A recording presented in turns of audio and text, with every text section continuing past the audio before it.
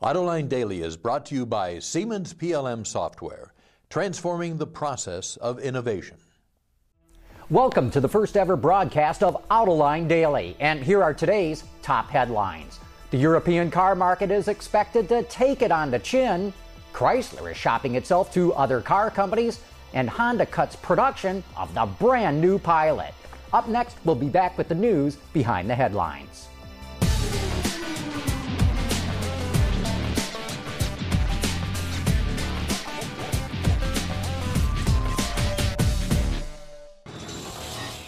This is Autoline Daily for Tuesday, October 14th, 2008, and now the news.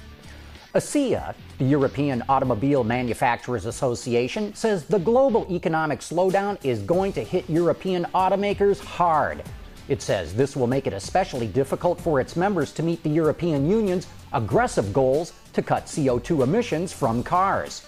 ACEA points out that the auto industry directly employs 2.3 million people in Europe and supports 10 million families, and it's asking the European Union to provide direct financial support to the auto industry.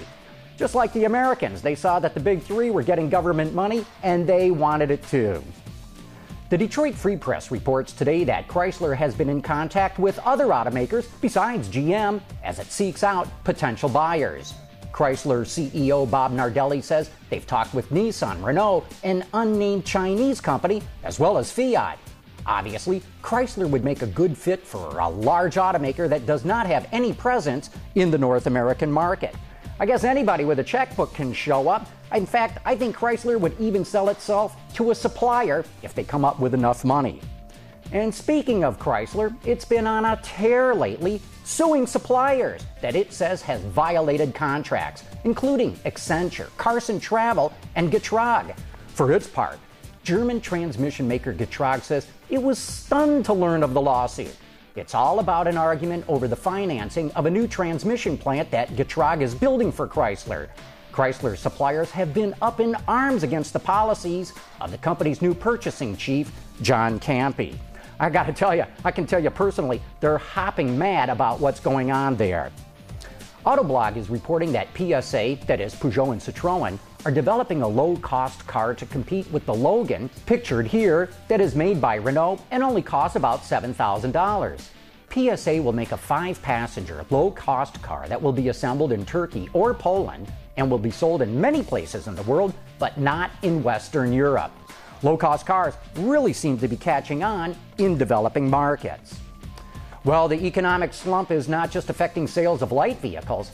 Daimler is going to lay off 3,500 workers at its big truck operations in the U.S. and Canada.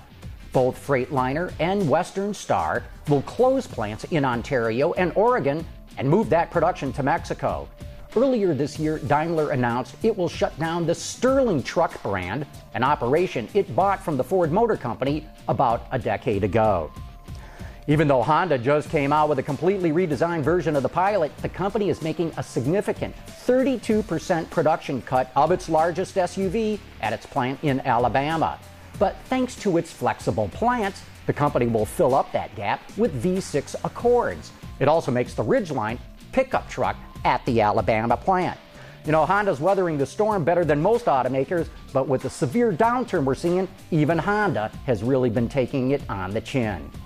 Well, that wraps up today's top news stories. We'll be back in a moment to introduce you to the executive who's just been appointed to head up design for Mercedes-Benz. Siemens, transforming the process of innovation.